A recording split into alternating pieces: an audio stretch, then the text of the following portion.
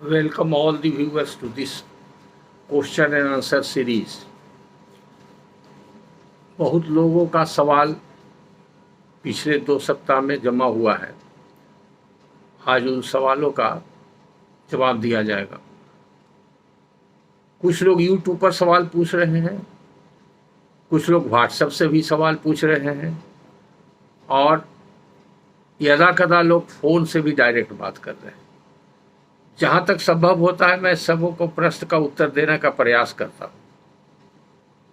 लेकिन कुछ पुराने प्रश्न हैं और उसका समयाभाव के कारण मैंने उत्तर नहीं दिया था, इसलिए आज मैं उन्हीं प्रश्नों का उत्तर दे रहा हूँ जो व्हाट्सएप के जरिए पूछे गए थे।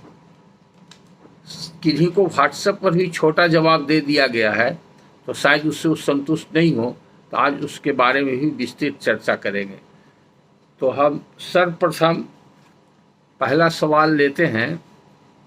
ये सभी व्हाट्सएप पर आए हुए सवाल हैं। राजकुमार जी हैं, ये सिमडेगा झारखंड से। क्या करते हैं, इन्होंने अपना पेशा नहीं लिखा है। इनका पहला जो प्रश्न था 9 जुलाई 2023 का था। उन्होंने कहा था कि अगर 80 बरस से रसीद नहीं कट रहा है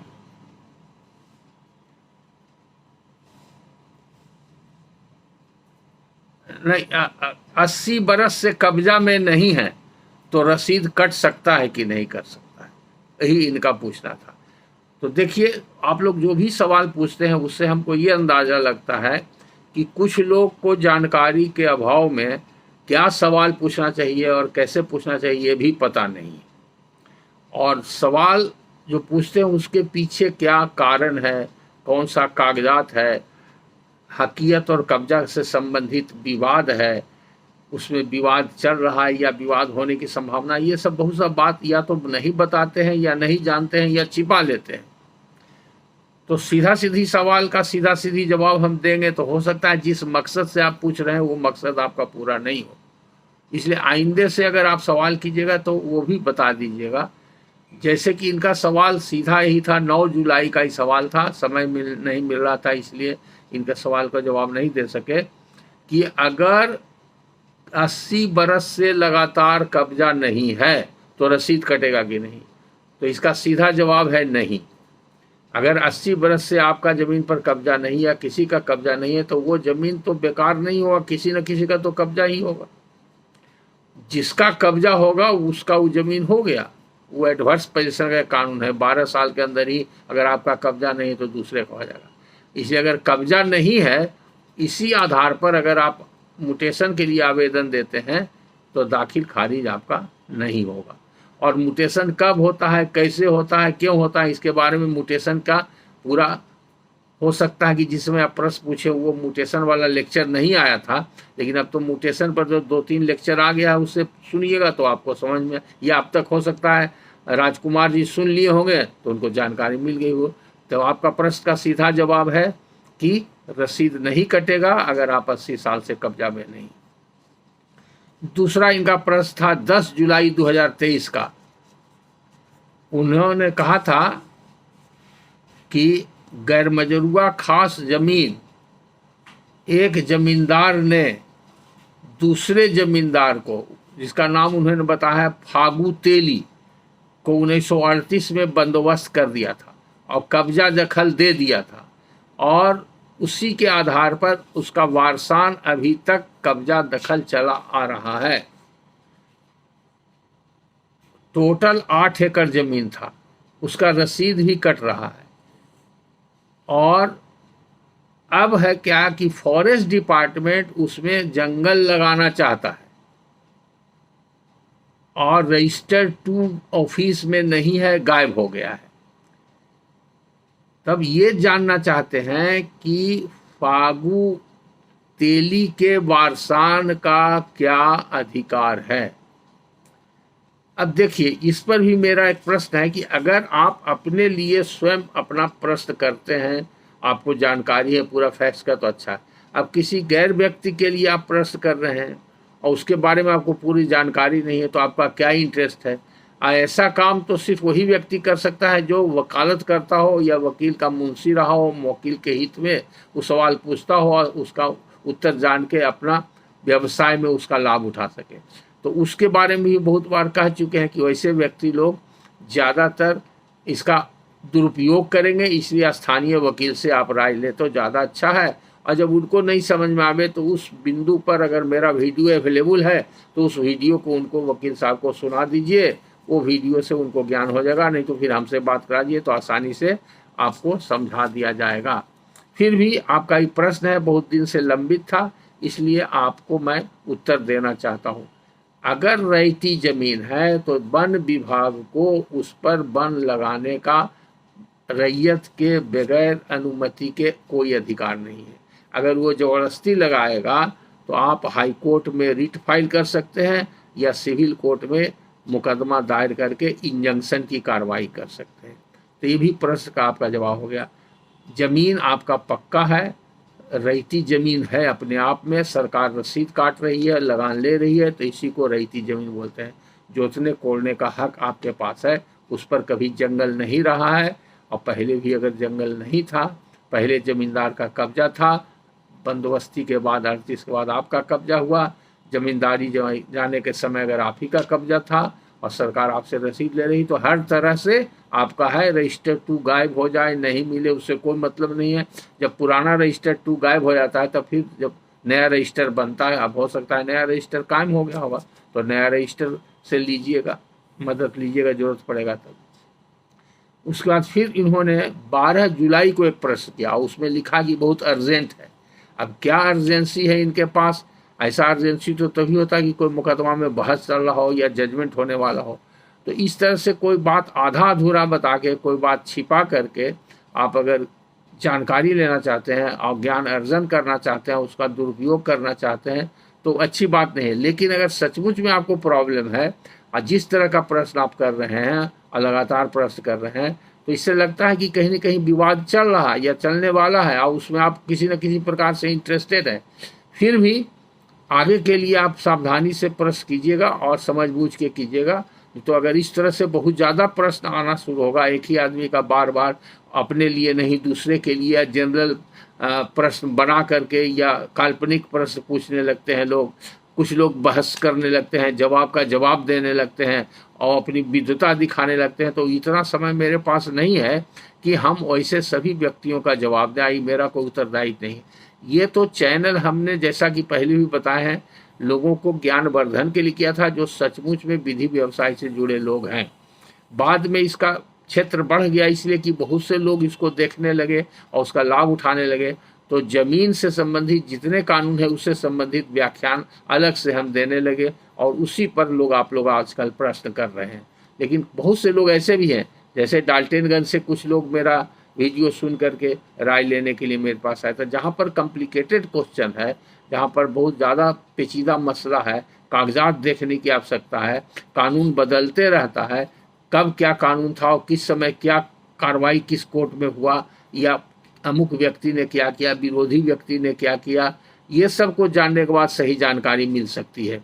तो इसलिए आगे से आप सावधान रहिएगा और सभी श्रोता से ये अनुरोध है कि इस प्रकार का प्रश्न करने के पहले आप अपना नाम तो बताते ही हैं, पता बताते ही हैं, पेशा भी बता दीजिए ताकि हम उसी हिसाब से समझाने का प्रयास करें।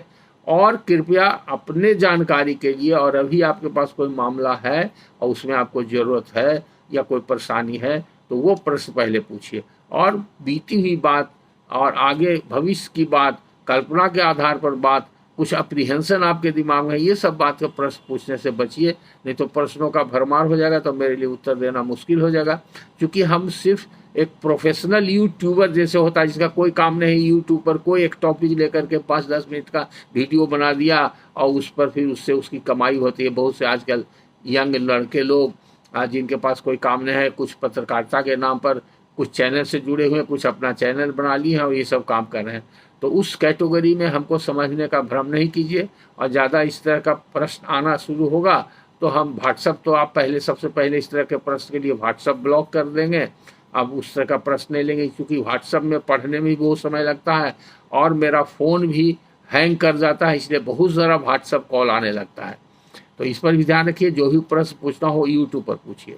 12 जुलाई का अर्जेंट करके इन्होंने राजकुमार जी ने जो पूछा था, वो 27 एकड़ गैरमजरूआ खास जमीन है, रसीद कट रहा है, खेती भी कट रही है, एम फॉर्म भी अवेलेबल है, लेकिन रजिस्टर 2 में नाम नहीं दर्ज हुआ है, रसीद नहीं कट रहा है। ये रसीद कटाने के लिए गए थे तो किसी व्यक्ति ने, नाम इन्होंने नहीं बताया है और न पद बताया है, कहा है कि 15 लाख रुपया मांगता है, हम क्या करें। तो अगर आपसे कोई पदाधिकारी जिसका उत्तरदायित्व है, जिसका ड्यूटी है, जिसका कानून में ये अधिकार दिया गया है कि आप ये काम करेंगे, वो व्यक्ति अपना काम नहीं करता, उसके लिए भी उसको उत्तरदायी ठहराया जा सकता है। दूसरा, घूस मांगना कोई कानूनी अधिकार नहीं है बल्कि कानूनी जुर्म है, और घूस देना भी कानूनी जुर्म है। तो जो व्यक्ति घूस मांगा है आपसे, उसके अगेंस्ट में आप FIR कीजिए, पुलिस में जाइए, या उसके वरीय पदाधिकारी को आप दीजिए, या विजिलेंस डिपार्टमेंट में आवेदन दीजिए। देखिए घूस नहीं मांगेगा, डर जाएगा, आगे आप जाइएगा तो आप जान जाएगा कि ये आदमी कानूनी प्रक्रिया में जाने वाला आदमी है, आपसे कोई घूस नहीं मांगेगा, आपका काम हो जाएगा। पहली बात। दूसरी बात कि अगर अंचल में कर्मचारी मांगा है तो उसका वरीय पदाधिकारी है CO, अंचल अधिकारी, या अगर सर्किल इंस्पेक्टर मांगा है तो उसका वरीय पदाधिकारी है, तो आप डायरेक्ट सर्किल ऑफिसर से कंप्लेंट कर सकते हैं, आप लिखित आवेदन दे सकते हैं। अगर आपका आवेदन रिजेक्ट करेगा तो ऊपर के अदालत में जा सकते हैं। इसलिए आप कानूनी प्रक्रिया से चलिए। और इसका घूस देने और लेने के बारे में हम क्या राय दे सकते हैं? कानूनी तो घूस लेना देना दोनों अपराध है, इसलिए हम तो ये नहीं कर सकते हैं घूस दे करके आप काम करा लिए। विकल्प क्या है आपके पास? वही विकल्प है जो आपको बताए।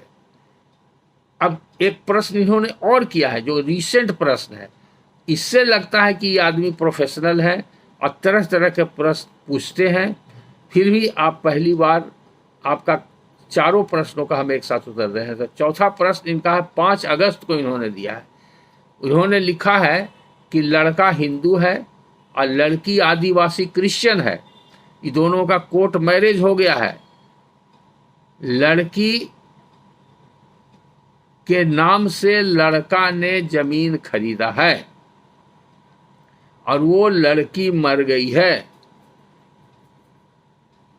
तो उसका वारिस कौन होगा? ये भी अपने आप में कॉम्प्लिकेटेड क्वेश्चन है और बहुत तरह का सवाल है जो कई कानून के अंतर्गत है। अभी आदिवासी अगर कहते हैं तो आदिवासियों में भी बहुत शाखा है। कौन सा शाखा है? आदिवासी में कुछ ऐसी शाखा है जो शादी होने के बाद वो लड़का जो है घर जमाई हो जाता है और उस लड़का को अपना लड़का के तरह राइट मिल जाता है। तो चूंकि ये मामला इनहेरिटेंस का, उत्तराधिकार का नहीं है, इसलिए वो कानून को छोड़ दीजिए। दूसरा, जो मैरिज होता है कोर्ट मैरिज, वो होता है स्पेशल मैरिज एक्ट में। तो स्पेशल मैरिज एक्ट में वो लीगल मैरिज है, लेकिन जिस जाति और जिस धर्म से जो बिलोंग करता है, तो जैसे कि आदिवासी में कस्टम है शादी का, वो पूरा नहीं हुआ, और अगर हिंदू रहता तो हिंदू का कस्टम पूरा नहीं हुआ। और यहाँ पर एक क्रिश्चियन है और एक आदिवासी है, तो क्रिश्चियन का भी शादी चर्च में होता है। जो शादी चर्च में नहीं हुआ है, वहाँ पर जो फादर है उसके सामने डिक्लेरेशन नहीं हुआ है, रिंग सेरेमनी नहीं हुआ है, तो क्रिश्चियन लॉ के हिसाब से वो शादी वैलिड नहीं है। तो उससे जो बाल बच्चा उत्पन्न होगा वो बास्टर कहलाएगा, इलिजिमेट चाइल्ड कहलाएगा, मैरिज भी वैलिड माना नहीं जाएगा। ये सब अलग अलग बहुत सारा मिश्रित प्रश्न है जो आम आदमी के समझ से बाहर है। अच्छे अच्छे वकीलों का भी इसमें दिमाग चकरा रहता है कि कब कौन सा कानून इसमें लागू होगा। लेकिन आपका प्रश्न सीधा है, आपने ये सब सवाल करके उसको टेढ़ा कर दिया। प्रश्न सीधा इतना है कि आपने कहा है कि लड़का ने ही जमीन खरीदा, नाम सिर्फ लड़की का है, तो लड़का ने अगर लड़की के नाम से खरीदा तो टाइटल लड़का का है, और लड़का तो जिंदा है ही है, तो उसी का रह जाएगा। लड़की का कोई वारिस है नहीं। आपने ये नहीं लिखा है कि लड़की को कोई जो मरी लड़की आदिवासी उसको कोई बाल बच्चा है कि नहीं, तो उसके पति का रह जाएगा। तो आपका ये भी सवाल का हो गया, जवाब हो गया। अब नेक्स्ट, इनका राजकुमार जी का सवाल का जवाब हो गया। अब नेक्स्ट क्वेश्चन है जिन्होंने अपना न नाम दिया है, न पेशा और न पता दिया है, जो स्टेटस लगाया है व्हाट्सएप पर, वो माता दुर्गा का फोटो एक लगाया है। अभी खुद समझ सकते हैं कि ये कौन है। दूसरा, इनका कुछ प्रश्न था जो हमने देखा था व्हाट्सएप पर, और उसी समय उसका हम जवाब भी दे चुके थे। जहाँ तक हमको याद पड़ता है शायद ही कोई अधिवक्ता महोदय ही, लेकिन उस सवाल इनका व्हाट्सएप पर तो था जो खत्म हो गया, गायब हो गया। अभी हम उसको पढ़ नहीं सकते हैं और रिकलेक्ट नहीं कर सकते हैं, लेकिन हम इतना ही बता रहे हैं कि इनका सवाल जो था उसका जवाब व्हाट्सएप पर दिया जा चुका है। अभी उनका सवाल मेरे सामने नहीं है। उसके बाद एक सवाल है करने वाले, इनका भी स्टेटस कुछ नहीं है, व्हाट्सएप में नाम वगैरह नहीं दिया गया है, लेकिन सर्च करने से स्टेटस में इनका पता चलता है प्रमोद। अब प्रमोद नाम है कि नहीं, या ट्रू कॉलर ने इनका प्रमोद करके सेव किया, ये समझ सकते हैं। लेकिन इनका प्रश्न का तारीख हम बता सकते हैं, 24 जुलाई 2023 का प्रश्न है। इनका प्रश्न है कि सर्वे में खाता नहीं खोलता है। ये गए थे अपना खाता खुलवाने के लिए या किसी दूसरे के लिए, ये भी नहीं पता चलता है, तो खाता नहीं खोलता है, इसलिए क्या करना है, इसका जवाब मांगे हैं। दूसरा, उन्होंने कहा है कि आप इस पर वीडियो बनाइए। तो आप लोग जैसा समझते हैं कि हर बात का, हर मिनट में, हर विषय पर हम वीडियो बनाएंगे, इसके लिए हम नहीं। आप लोग को सबको बता चुके हैं कि हमारे पास केसेज रहते हैं, हम रेगुलर हाई कोर्ट जाते हैं, हाई कोर्ट के वकील हैं, वरीय अधिवक्ता होने के कारण हमारे पास समय का अभाव रहता है।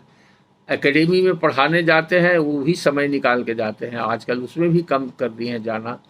तो बीच में ये चूँकि लैंड लॉ का बहुत इम्पोर्टेंट मामला था, इसलिए हम ये व्याख्यान आप लोग के फ़ायदे के लिए दे रहे हैं। इसलिए ऑन डिमांड वीडियो कभी कभी बनाए भी हैं, ऐसी बात नहीं है। लेकिन अब आप देखे होंगे सर्वे पर कई लेक्चर मेरा आ चुका है। आप लोग खोजते नहीं है, देखते नहीं है। जितना प्रश्न करते हैं, करीब करीब अभी तक जितना भी प्रश्न किया है, कुछ छोड़ करके 90% प्रश्न का उत्तर हमारे लेक्चर वीडियो में जो है उस पर अवेलेबल है। आप उसमें सर्वे वाला लेक्चर में जाके देखिए, सर्वे पर जो वीडियो चाहते हैं पूरा उसमें सब बात लिखा हुआ है। आपने ये भी लिखा था कि हम बात करना चाहते हैं फ़ोन पर, हमने जवाब दिया था आपको कि आप तुरंत बात कीजिए, लेकिन आपने रिस्पॉन्ड नहीं किया। उसके बाद फिर आपने वॉइस मैसेज भेजा, और वॉइस मैसेज में दूसरा प्रश्न किया। वो सब प्रश्न है जो कानून के जानकार अधिवक्ता, किसी केस में कोई कंट्रोवर्सी हो उसके लिए है। साधारण व्यक्ति के लिए आज उस सब का क्या अहमियत है। वो आपका प्रश्न था कि सेस रिटर्न और वेस्टिंग रिटर्न में क्या अंतर है। इस पर भी ऑलरेडी लेक्चर मेरा आ चुका है, जमींदारी उन्मूलन वाला, वेस्टिंग ऑफ रिटर्न के बारे में, बीटी एक्ट का जो था और लैंड डिफॉल्ट एक्ट का, जहाँ पर लेक्चर है। आप 2-3 लेक्चर में खोजिए, आपका सब चीज़ मिल जाएगा। आप लगातार, आप लोगों सभी से अनुरोध है कि मेरा लेक्चर अगर सुनते हैं तो लगातार सब लेक्चर को सुनिए और A to Z शुरू से आखिर तक सुनिए। जितना प्रश्न आप अभी तक कर रहे हैं वो आपके मन में है, वो आगे जो भी मन में आएगा जमीन से संबंधित, वो सबके बारे में हम बोलते हैं। सबके बारे में धीरे धीरे करके कानूनी प्रक्रिया के हिसाब से, और जो हम केस में अनुभव प्राप्त किए हैं और कानून के किताब पढ़ के जो ज्ञान प्राप्त किए हैं, वो अनुभव प्राप्त किए, उसके आधार पर हम खुद समझते हैं कि आज के तारीख में अगर ऐसा विवाद होगा तो उसका क्या होगा और कौन व्यक्ति को क्या जानने की आवश्यकता है, उसके हिसाब से हम तय करते हैं। और आपके हिसाब से अगर करेंगे तो एक ही विषय पर तो 50 वीडियो बनाना पड़ेगा, तो ये पॉसिबल नहीं है। तो आप काइंडली रिटर्न के बारे में बीटी एक्ट में जहाँ पर हम बताए हैं, बीटी एक्ट का क्लास लिए हैं और लैंड डिफॉल्ट एक्ट का जब क्लास लिए हैं या वीडियो लेक्चर जहाँ पर दिए हैं, उसमें आप जाके देखिए। फिर भी शॉर्ट में यहाँ पर आपको बताओ, उसमें डिटेल में मिलेगा। सेस किसको कहते हैं ये आप समझिए। टैक्स के ऊपर टैक्स जो लगता है उसको सेस बोलते हैं। यानी कि अगर रैयत जमींदार को लगान देता था तो एक ही बार रैयत लगान देता है, उसके ऊपर लगान के ऊपर कोई लगान जमींदार नहीं रहता था। लेकिन जमींदार जो है वो अंग्रेज सरकार को जो देता था वो सेस देता था, वो जो देता था अंग्रेज सरकार को वो सेस देता था। यानी कि जमींदार लोग जितना लेता था रैयत से उसमें से कुछ अंश रख करके अंग्रेज को देता था, तो उसके ऊपर जो उसका इनकम होता था उस पर उसको सेस लगता था। तो सेस अलग चीज है, और उसका रिटर्न जमींदार देता था, उसको आज के तारीख में उसका कोई उपयोगिता नहीं है, ये भी बता चुके हैं। अगर कोई सेस रिटर्न दिया तो उससे इतना ही पता चलेगा कि वो जमींदार उस समय था कि नहीं था। और वेस्टिंग रिटर्न है जब जमींदारी गया, सरकार में निहित हुआ, उन्मूलन हुआ, तो उस समय जमींदार के पास कितना जमीन था, कौन रैयत था, किस तरह का जमीन था, उसका ब्यौरा देगा, और लगान कितना लेता था, तो उसको बोलते हैं वेस्टिंग रिटर्न। दोनों का कानून अलग है, दोनों का तरीका अलग है, और दोनों का महत्व अलग है। इसलिए दोनों दो चीज है, एक समझिए बिच्छू है और एक समझिए सांप है। दोनों के पास जहर है, एक काटने से मर जाएगा और एक बिच्छू के काटने से बहुत कम मरता है लेकिन बहुत दर्द होता है। ये अंतर समझिए। तो एक सेस रिटर्न अलग है, वेस्टिंग रिटर्न अलग है, उससे कोई मतलब नहीं। अब एक प्रश्न है, चौथे व्यक्ति हैं संतोष कुमार। इनका लिखते हैं संतोष कुमार राय। स्टेटस इनका कुछ नहीं पता चला, लेकिन स्टेटस में एक फोटो लगाए हुए हैं बेबी गर्ल का, एक लड़की का फोटो लगाए हुए है। इसलिए ये कहाँ से किए हैं, क्या करते हैं, ये हम नहीं बता सकते हैं। लेकिन संतोष कुमार जिनका स्टेटस में लड़की का फोटो है, छोटी बच्ची का, वो इस सवाल जवाब सुनेंगे और उनका प्रश्न का उत्तर हम दे रहे हैं। इनका सीधा बहुत छोटा प्रश्न है, बहुत सही प्रश्न है और सटीक प्रश्न है। ऐसे ही प्रश्न सब लोगों को करना चाहिए कि खिस्टा क्या चीज होता है, और खिस्टा केवाला या खिस्टा डीड से कोई टाइटिल होता है कि नहीं। तो खिस्टा का माने शाब्दिक अर्थ होता है अनरजिस्टर्ड। तो वैसा कागज जिसकी रजिस्ट्री नहीं हुई है उसको खिस्टा बोलते हैं। अगर वो केवाला है यानी कि सेल डीड है तो खिस्टा केवाला कहेंगे। अगर गिफ्ट डीड है तो खिस्टा बख्शिशनामा कहेंगे। अगर पट्टा का डीड है तो खिस्टा पट्टा डीड कहेंगे। इस तरह से खिस्टा लगा देने से अनरजिस्टर्ड माना जाता है। तो कानून में, इंडियन रजिस्ट्रेशन एक्ट में धारा 17 में ये लिखा हुआ है कि जिस जमीन का कीमत या अचल संपत्ति का कीमत 100 रुपया या उससे ऊपर हो और उसमें राइट, टाइटिल, इंटरेस्ट क्रिएट होता हो या समाप्त होता हो, माने अगर उससे किसी को राइट मिलता हो, हकीयत कब्जा मिलता हो या समाप्त होता हो, तो वो सबका रजिस्ट्री होगा। कागज रजिस्टर जब तक नहीं होगा तो वो हकीयत कब्जा नहीं मिलेगा। तो इस आधार पर धारा 17 का और कुछ कागजात के बारे में लिखा हुआ है। टीपी एक्ट में भी की रजिस्ट्री होना चाहिए, जैसे कि उसमें लिखा हुआ है, लीज डीड के बारे में लिखा हुआ है, विल डीड के बारे में लिखा हुआ है, लीज डीड के बारे में लिखा हुआ है कि इसका रजिस्टर्ड होना चाहिए। एक्सचेंज डीड के बारे में लिखा हुआ है कि रजिस्टर्ड होना चाहिए। तो इस तरह से कुछ डीड है जिसका रजिस्ट्रेशन के बारे में लिखा हुआ है, अगर रजिस्टर्ड नहीं है तो सब खिस्टा कहलाएगा, खिस्टा से टाइटिल नहीं होता है। तो आपके भी प्रश्न का उत्तर हो गया। अब नेक्स्ट 5वां प्रश्न है, ये स्टेटस इनका कन्फ्लिक्टिंग है और बहुत प्रश्न कर रहे हैं, और इनके प्रश्न से लगता है कि बहुत ही विद्वान व्यक्ति हैं, अंग्रेजी के भी अच्छे जानकार हैं, कानून के भी अच्छे जानकार हैं, लेकिन ये अपना सही परिचय हमको नहीं दिए हैं। ये यूट्यूब पर भी प्रश्न पूछे हैं, व्हाट्सएप पर भी प्रश्न पूछे हैं, और बहुत से प्रश्नों का जवाब भी मैंने दिया है। और इनके डिमांड पर, वकालतनामा पर मैंने एक लेक्चर वीडियो भी बनाया है, क्योंकि उसमें बहुत लोगों का और भी था और सबके कंसर्निंग का था, इसलिए बनाया था। तो इनका स्टेटस जो हमने देखा, शॉर्ट में एसपी शर्मा लिखा हुआ है एक जगह इनका, बाकी इनका ट्रू कॉलर में सुरेश शर्मा आता है, और इन्होंने शुरू में अपना जो परिचय दिया है डीपी शर्मा पटेल नगर। तो थोड़ा हमारे लिए कंफ्यूजिंग है, ये कौन है, नाम बदल रहे हैं या स्टेटस बदल रहे हैं, इनका क्या मोटिव है ये तो हम नहीं कह सकते हैं। लेकिन इनका जितना भी प्रश्न है सभी प्रश्नों का मैंने उत्तर दिया है 1 to 1, और कंटिन्यूअस ही प्रश्न करते हैं। तो ये कह सकते हैं कि हैबिचुअल क्वेश्चन करने वाले हैं और बहुत विद्वतापूर्ण क्वेश्चन करने वाले हैं और उस सब का जवाब हमने दिया है। अब इनका जो ट्रेंड देख रहे हैं उससे लगता है कि ये बहस करने के मूड में है, वो अपनी विद्वता वो प्रश्न में दिखा रहे हैं और डिफरेंस ऑफ ओपिनियन एक्सप्रेस कर रहे हैं। तो उसके लिए तो कहीं जब डिबेट या सेमिनार होगा और उसमें हमको और आपको इनवाइट किया जाएगा तो वहाँ पर आप उस टॉपिक पर आकर के आमने सामने बहस कर सकते हैं। और अगर आप एडवोकेट हैं या इससे जुड़े हुए हैं तो भी कोर्ट में कभी मेरे अपोनेंट के रूप में आइएगा तब बहस कर सकते हैं और आपके जो विद्वता है उससे कुछ हम भी सीखेंगे। हालांकि हमने पहले पूछा था कि आप एडवोकेट हैं तो जवाब दिया था कि हम एडवोकेट नहीं हैं, हम आर्बिट्रेशन करते हैं। तो आर्बिट्रेशन करते हैं तो आर्बिट्रेशन करने का बहुत से लोग आर्बिट्रेशन करते हैं, अलग अलग विभाग से लोग करते हैं। तो अगर उनको लॉ का बैकग्राउंड है और आर्बिट्रेशन करने का अनुभव है तो अच्छी जानकारी उनको हो सकती है। तो मैं नहीं कह सकता हूँ जो भी हो, लेकिन इनका जो डिस्कशन कह सकते हैं या डिफरेंस ऑफ ओपिनियन कह सकते हैं या इनका आर्गुमेंट जो मेरे साथ है और करना चाहते हैं उसका जवाब देना, इनको कन्विंस करना मेरे लिए मुश्किल है। और आइंदा से इस तरह के प्रश्न करने से बचेंगे जो कि आर्गुमेंटेटिव हो और डिफरेंस ऑफ ओपिनियन हो। हमने जो कहा, हम अपने ज्ञान और बुद्धि जितना हमको भगवान ने दिया है और जितना हम पढ़ के समझे हैं उसके हिसाब से आपको जवाब दिया है।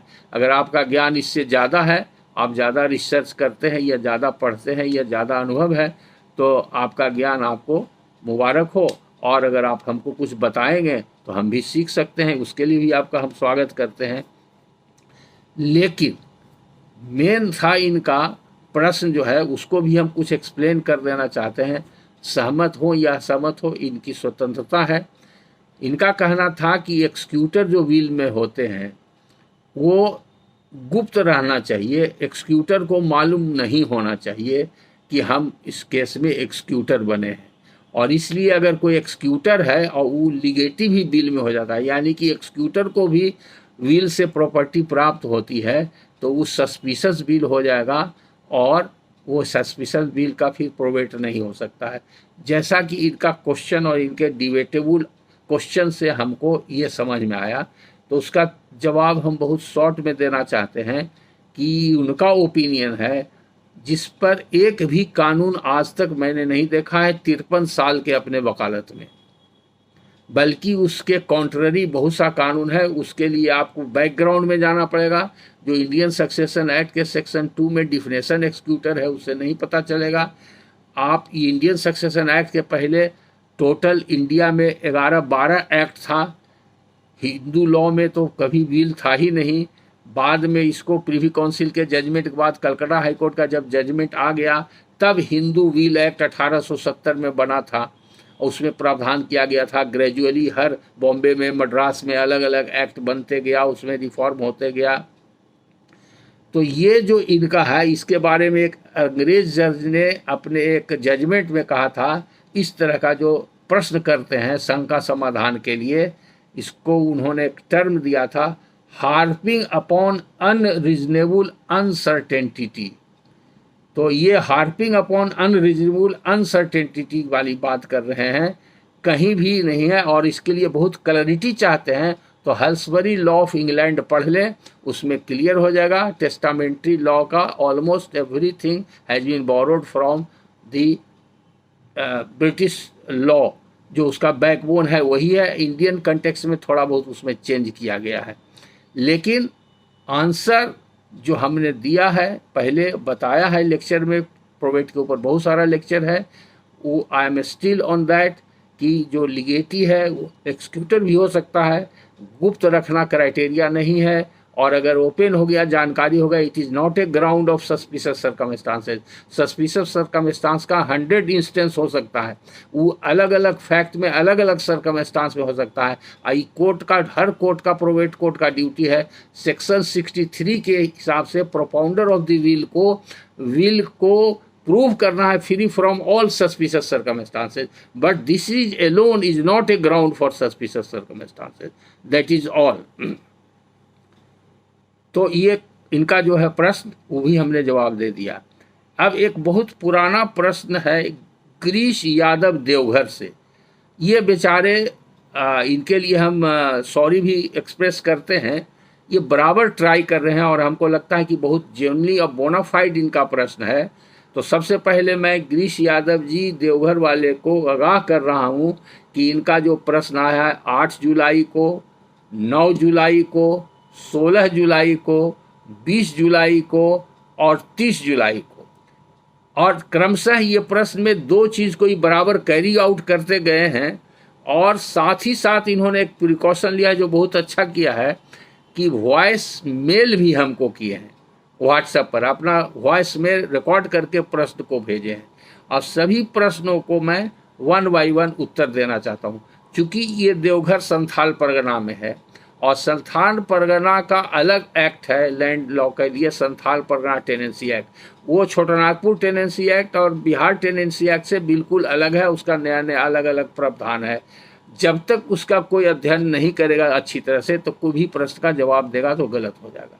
तो अभी चूँकि आप लीगल प्रोफेशन से नहीं हैं, आपने नहीं लिखा है कि हम एडवोकेट हैं या जुडिशियल ऑफिसर हैं, तो आप आम जनता हैं, हो सकता है आपको कोई प्रॉब्लम हो इसलिए आपने सवाल पूछा है। तो सबसे पहले आपको ये आपका सवाल है, बसौड़ी रैयती क्या होता है या बसौड़ी रैयत किसे कहते हैं? बसौड़ी शब्द कहाँ से उत्पन्न हुआ, पहले ये समझिए। ये पहला प्रश्न है इनका। बसौड़ी का बुध बास शब्द है, माने निवास करना। बास करना माने निवास करना। तो जहाँ पर आप बास करते हैं जिस जगह पर, उसको वास स्थल बोलते हैं, शुद्ध हिंदी में निवास स्थल बोलते हैं। तो जहाँ पर बसने की जगह है, तो जिसमें आप बसते हैं, तो ऐसे तो ओपन में नहीं बसीगा। तब गरीब आदमी है तो झोपड़ी बना लेता है, हटमेट जिसको कहते हैं। उससे ज़्यादा खुशहाल आदमी है तो खपड़े का मकान बना लिया, खपड़ा पोस। और खुशहाल है तो छतदार मकान बना लिया, पक्का मकान बना लिया। तो ऐसा जमीन जो किसी गांव में मकान बना के रहने लायक है और उस पर झोपड़ी बनी हुई है, तो यानी कि वासगित जमीन है और उसमें लोग रह रहा है, तो उसको बसौड़ी लैंड बोलते हैं। वैसी जमीन जिस समय सर्वे हो रहा था, सर्वे के समय उस पर झोपड़ी बनी हुई थी, फूस का यानी कि टेम्पररी मकान बना हुआ था, जैसा कि गरीब गुरबा का आदिवासी क्षेत्र में रहता है उस तरह का मकान बना हुआ था, तो वो बसौड़ी लैंड हुई। उसका लगान जमींदार नहीं लेता था। क्यों नहीं लेता था? कि वो खेती के लिए ही सिर्फ लगान लगता था। तब बसौड़ी जमीन के लिए जो रेंट लेता था उसको बोलते थे ग्राउंड रेंट। Ground rent. तो दो शर्त है, पहला शर्त है कि उसकी खेती नहीं होनी चाहिए और दूसरा शर्त है कि उस पर कोई झोपड़ी भी कम से कम होना चाहिए जिसमें आदमी रहता हो। तो उसी को बसौड़ी लैंड बोलते हैं, बसौड़ी भूमि बोलते हैं, बसौड़ी जमीन बोलते हैं। और ग्राउंड रेंट को उर्दू में मोतहरफा बोलते हैं। तो उसका ग्राउंड रेंट जमींदार लेता था। तो ये प्रश्न हो गया बसौड़ी जमीन का बारे में।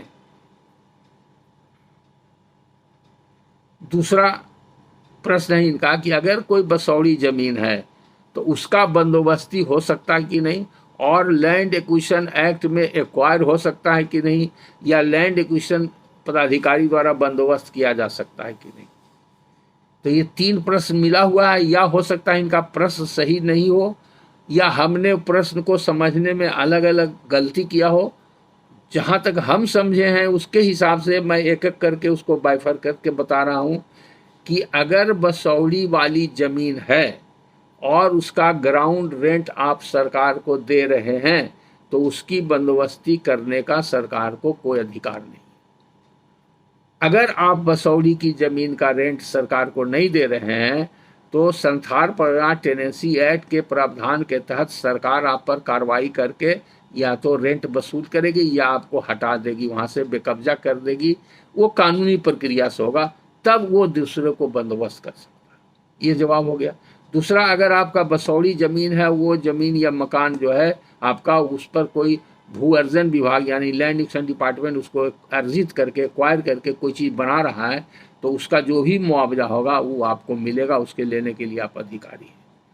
तीसरी बात, अगर भू अर्जन किया गया किसी ज़मीन का और ज़मीन उस काम के लिए नहीं उपयोग हो सका, सरकार के पास रह गया, तो सरकार अगर उसको चाहती है कि बंदोबस्त हम कर दें, तो वो बसौड़ी ज़मीन से, वो सरकारी ज़मीन होगी, ये सरकार को बंदोबस्त करने का पूरा राइट है, तो उसका बंदोबस्ती भी हो सकता है। अब नेक्स्ट प्रश्न इनका है कि बसौड़ी लैंड का सर्वे हुआ या नहीं हुआ।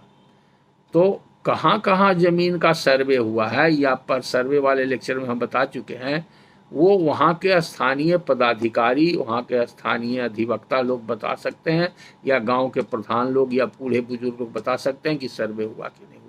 और नहीं तो सरकार का सर्वे का नोटिफिकेशन होता है, वो नोटिफिकेशन देख करके बता सकते हैं। हम यहाँ से संथाल परगना के किस इलाके के आप रहने वाले हैं नहीं बता सकते हैं, या देवघर तो अब जिला हो गया, बहुत बड़ी जगह है, आप देवघर टाउन के रहने वाले हैं कि टाउन क्षेत्र से बाहर के रहने वाले हैं, इसलिए कहना बहुत मुश्किल है मेरे लिए कि उसका सर्वे हुआ कि नहीं, आपको वहाँ पर पता लगाना पड़ेगा। उसके बाद नेक्स्ट प्रश्न इनका है कि होल्डिंग संख्या क्या होता है। तो देखिए, जहाँ पर नगर पालिका क्षेत्र है या म्यूनसिपैलिटी है या नगर निगम है, आजकल त्रिस्तरीय पंचायत व्यवस्था में नगर परिषद है, वहाँ पर मकान का जो नंबर होता है वो अलाउट होता है 1 2 3। तो हर रैयत के नाम से जिसके पास वो मकान है उसको असेसमेंट रजिस्टर में एंट्री किया जाता है, उसका लगान निर्धारण होता है, टैक्स जिसको कहते हैं, और उसका नंबर पड़ता है, उसी को होल्डिंग नंबर कहते हैं। होल्डिंग नंबर मतलब मकान नंबर जो नगर पालिका के अभिलेख में, डिमांड रजिस्टर में और असेसमेंट रजिस्टर में अंकित है, वो हो गया होल्डिंग नंबर। लेकिन अगर देहाती क्षेत्र में आपका ज़मीन है और खेती की ज़मीन है, तो रजिस्टर 2 में जो फॉर्म बना हुआ है, वो एक रैयत का मान लिया 5 एकड़ ज़मीन है, तो वो उसको होल्डिंग बोला जाता है। होल्डिंग का डिफिनेशन पहले से नहीं था, बीटी एक्ट में जो था उसी को फिर बाद में म्यूटेशन एक्ट में भी लाया गया है। तो आपका झारखंड का क्या एक्ट बन गया है उसके बारे में लेटेस्ट इधर का वो जांच का विषय है। और चूंकि अब हम लोग को झारखंड हुए अलग हुए बहुत साल हो गए, तो वहाँ का केस करने का मौका नहीं मिलता है, इसलिए डिटेल उसके बारे में स्थानीय अधिवक्ता ही बता सकते हैं कि वहाँ का सर्वे हुआ कि नहीं हुआ। जहाँ तक देवघर टाउन का सवाल है, तो वहाँ तो नगर पालिका हुआ, पहले उसका टाउन प्लानिंग हुआ। तो जब टाउन प्लानिंग होता है तो उसका प्लान बनता है, और प्लांट में भी प्लॉटिंग किया जाता है, तो वो उसके लिए एक अलग कानून था, टाउन प्लानिंग का एक्ट था। तो उस एक्ट के तहत एक ट्रस्ट बनता था, इम्प्रूवमेंट ट्रस्ट जिसको बोलते थे, या अलग कोई व्यवस्था होती थी, तो उसमें प्लान के हिसाब से नंबरिंग पड़ता था प्लॉट का, तो उसको टाउन प्लान ऑर्डर कहते हैं। मैंने टाउन प्लान में जो प्लॉट नंबर बना उसको टाउन प्लान प्लॉट नंबर कहते हैं, या प्लान प्लॉट नंबर कहते हैं। अब अनसर्वेड लैंड, अनसर्वेड लैंड का मतलब ये नहीं है कि बसौड़ी लैंड है, या इसका भी मतलब नहीं है कि बसौड़ी लैंड है तो उसका सर्वे नहीं हुआ। जिस इलाके में किसी भी कारण से सर्वे नहीं हुआ वो अनसर्वेड लैंड कहलाता है, चाहे तो खेती का ज़मीन हो, चाहे बाग बगीचा, तालाब, नदी, नहर, नारा हो, कुछ भी हो, या स्कूल कॉलेज हो, या रहने वाला मकान हो। अगर सर्वे नहीं हुआ तो सर्वे की प्रक्रिया के बारे में बीटी एक्ट में पूरा बता चुके हैं, और ये भी बता चुके हैं छोटा नागपुर एक्ट में और संथाल परगना एक्ट में अलग अलग प्रावधान है, लेकिन मेन एक्ट है बंगाल सर्वे एक्ट, उसके हिसाब से हुआ। तो इसके लिए भी आपको स्थानीय अधिवक्ता से आपको पता चलेगा, या कार्यालय से पता चलेगा, जहाँ जाइएगा सर्वे कार्यालय या जिला कार्यालय से या अंचल कार्यालय से, कहीं से भी आपको पता चलेगा कि वहाँ पर सर्वे हुआ है कि नहीं, और हुआ है तो कब हुआ है। कुछ ऐसा भी जगह आपको मिलेगा कि जहाँ पर सर्वे हुआ है और बहुत गहन आबादी वाला क्षेत्र है, तो सर्वे क्षेत्र में जो ओपन लैंड है या खेती के लैंड है या छिटपुट आबादी वाली ज़मीन है, यानी कि घर मकान बना हुआ है, उसका नंबर प्लॉट पड़ गया, सर्वे हो गया, और जो बहुत घनी आबादी है उसका नाप जोख नहीं हो सका किसी कारण से, तो वो अनसर्वेड रह गया।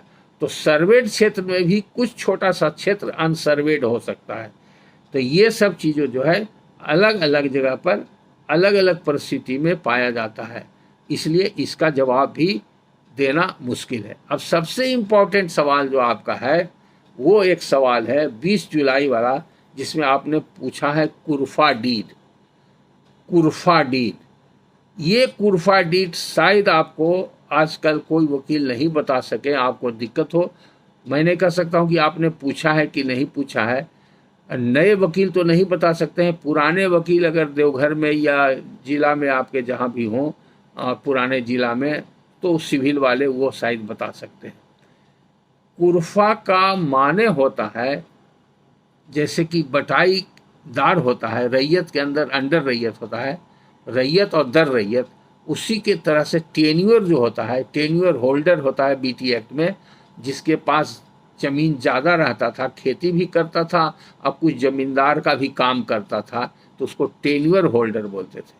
तो ये एक्चुअली कुरफा जो है, कुरफा वाला रिवाज जो था वेस्ट बंगाल में था। वेस्ट बंगाल जो क्षेत्र, माने अब कह सकते हैं कि अब उसी से कट गया, ये ईस्ट बंगाल जो बांग्लादेश है उसमें ही नहीं था, वेस्ट बंगाल में ही था।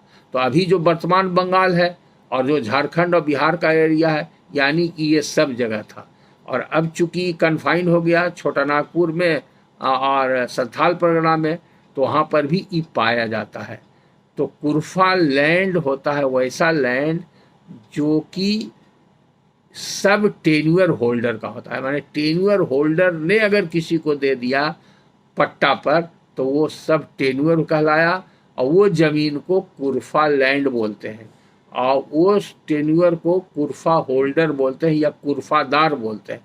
जिसको दिया गया वो कुरफा होल्डर हुआ या कुरफादार हुआ, यानी कि वो सब टेन्यूअर होल्डर है, यानी कि वो सब टेनेंट है, टेनेंट के अंदर टेनेंट है। जो अपने टेन्यूअर होल्डर अपना जमीन खुद जोतता था, यानी कि खुदकाश था, वो अगर लगा देता था किसी को, माने टेन्यूअर होल्डर ने किसी दूसरे टेनेंट को लगा दिया, यानी दूसरे रैयत को पट्टा पर लगा दिया, तो जनरली उसका जो जमींदार होता था ओरिजिनल, उसको मान्यता नहीं देता था, रिकॉग्नाइज नहीं करता था। इसीलिए उसको कुरफा लैंड बोला था। कुरफा लैंड का माने जो टेन्योर होल्डर था और उसने जिसको पट्टा दिया सब टेन्योर होल्डर को, वो दोनों बीच की कड़ी थी।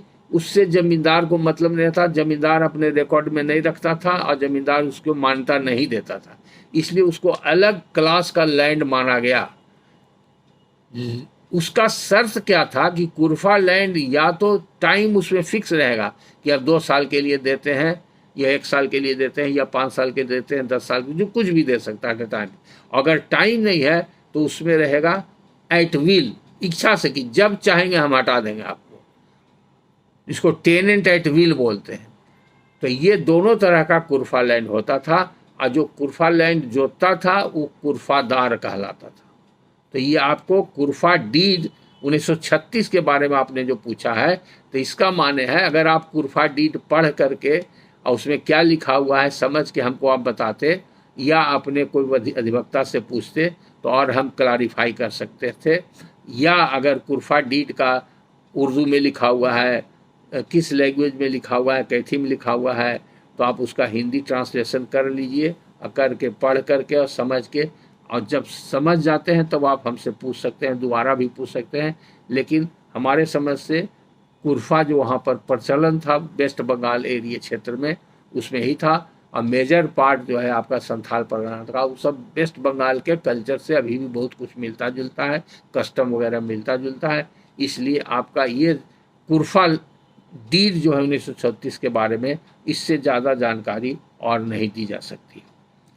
अब उसके बाद जो प्रश्न है, 7वां प्रश्न करता है प्रेम रंजन जी, ये कुर्था अरवल से। इनका भी प्रश्न है 9 जुलाई का और 22 जुलाई का। ये किसान हैं, इनके पिताजी जमींदार थे।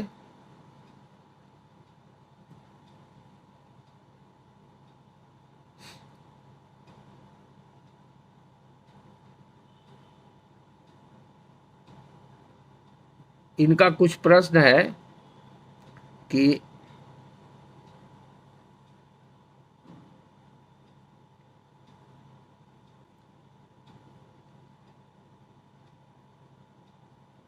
लैंड जो जिसके बारे में पूछ रहे हैं वो LPM है, अब LPAM का पूरा मतलब हम नहीं समझे क्या कहना चाहते हैं, रैयती कैसे करें।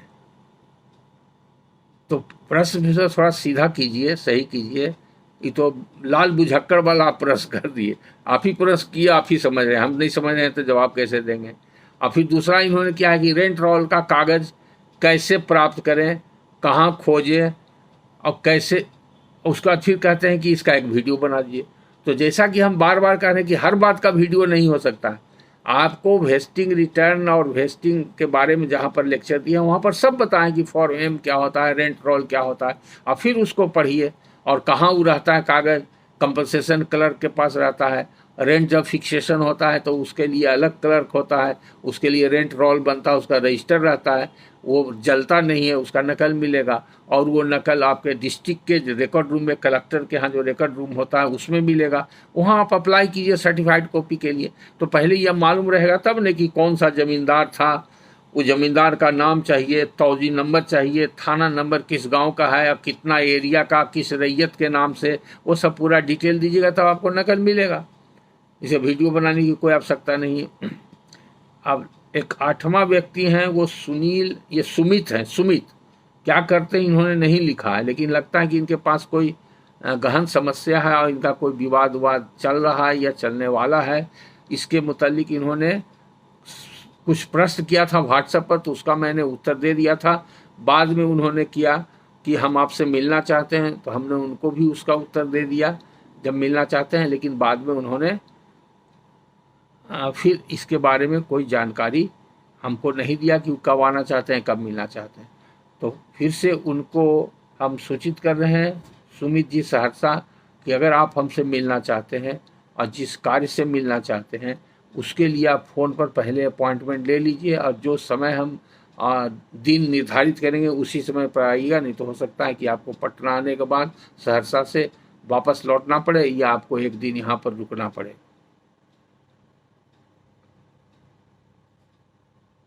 अब लास्ट प्रश्न है विकास कुमार का अरवल से।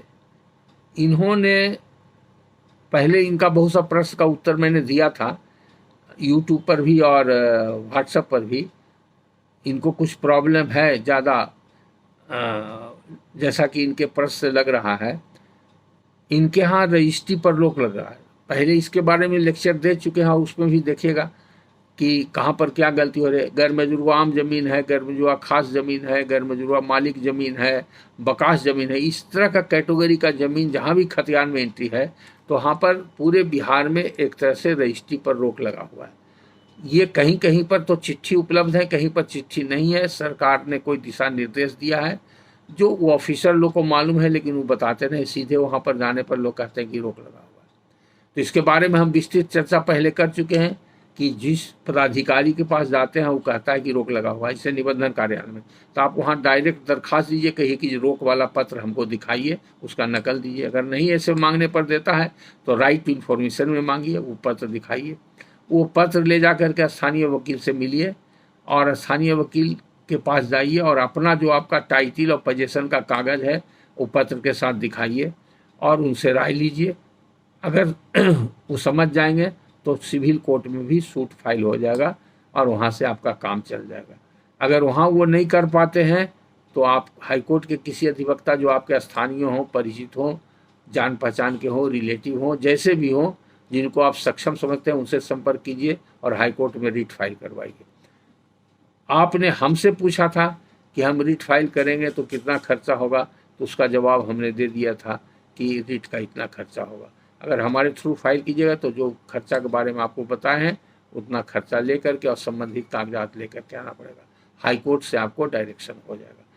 चूँकि ये लोग किसी भी केस में इंडिविजुअल हर एक व्यक्ति का जो टाइटल का और कब्जा का आधार है और जो कागजात है, 10, 20, 50 साल का रसीद है, ज़मींदारी का रसीद है, बिहार सरकार का रसीद है, किसी के पास रिटर्न जमाबंदी है, किसी के पास फॉर्म एम है, किसी के पास रेंट रोल है, तरह तरह का, किसी के पास नीलामी का कागजात है, दखल दहानी का कागजात, ये सब रहते हुए भी सिर्फ इंट्री देख के सर्वे का इनकार कर देता है कि रजिस्ट्री नहीं है, रोक लग गया। ये बहुत गलत है। और जब तक ये 2-4 केस नहीं होगा या उन पदाधिकारियों के खिलाफ कोई कंप्लेंट नहीं कीजिएगा, आप अभी एक अच्छा भी हो गया है राइट टू सर्विस एक्ट, लोक शिकायत में भी आप जा सकते हैं। अगर आपको वहाँ पर खर्चा नहीं लगेगा, वकील रखने की भी आवश्यकता नहीं है, वहाँ 30 दिन के अंदर आदेश कुछ न कुछ आ जाएगा, और जो पदाधिकारी गलती कर रहा है या बदमाशी कर रहा है उस पर फाइन भी लगता है। तो आप उससे उच्च पदाधिकारी का, जो लोक शिकायत निवारण पदाधिकारी अनुमंडल स्तर पर होते हैं, फिर जिला स्तर पर होते हैं, कमिश्नरी स्तर पर होते हैं, उनके यहाँ आप आवेदन दे सकते हैं कि मेरे पास ये सब कागजात रहते हुए भी हमारा रजिस्ट्री रोक दिया है या नहीं किया है, तो वहाँ से भी आपको राहत मिल सकती है। इसलिए सबसे ज़्यादा अच्छा है जिसमें कम पैसा और कम समय लगेगा या बिना पैसा के आप स्वयं कर सकते हैं, वो है आपको लोक शिकायत निवारण पदाधिकारी के यहाँ। वो फॉर्म उसका मिलता है, हर जगह आजकल मिलता है फॉर्म बेचने वाला, तरह तरह का फॉर्म बाजार में मिलता है, फुटपाथ पर बैठ के भी बहुत जगह देखते हैं कि लोग बेचते रहता है, या कचहरी परिसर में भी जो स्टाम्प बेचने वाला है लोग, वो लोग भी बेचता है। कहीं से फॉर्म लेकर के भर के लोग और नहीं फॉर्म मिलता है तो आप अपने हाथ से भी दरख्वास्त लिख करके दे सकते हैं, वहाँ पर आपका नंबरिंग हो जाएगा। आप ऑनलाइन भी अगर कंप्यूटर जानते हैं तो ऑनलाइन भी आप भेज सकते हैं, वो आपको एक नंबर मिल जाएगा, ग्रीवांस नंबर या केस नंबर मिल जाएगा, और उसका जो पदाधिकारी को नोटिस दिया जाएगा वो आवेगा, जवाब देगा, आपको भी सुना जाएगा उसको, तब आदेश पाए। तो बहुत सारे लोगों का काम यहाँ पर हो सकता है। तो ये रहा आज के लेक्चर में आप सभी लोगों के प्रश्नों का क्रमवार उत्तर। अब इसके बाद वाला लेक्चर में हम उन प्रश्नों को लेंगे जो विगत 1 या 2 सप्ताह में YouTube पर जमा हो गए हैं। समयाभाव के कारण आज ये प्रश्नोत्तरी कार्यक्रम यहीं पर समाप्त होता है।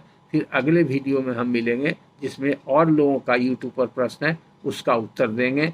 उसके बाद फिर अगले वीडियो में मिलेंगे जो म्यूटेशन एक्ट में, नया म्यूटेशन एक्ट में जो प्रावधान है और उसकी प्रक्रिया कैसे होती है उसके बारे में चर्चा करेंगे। Thank you all.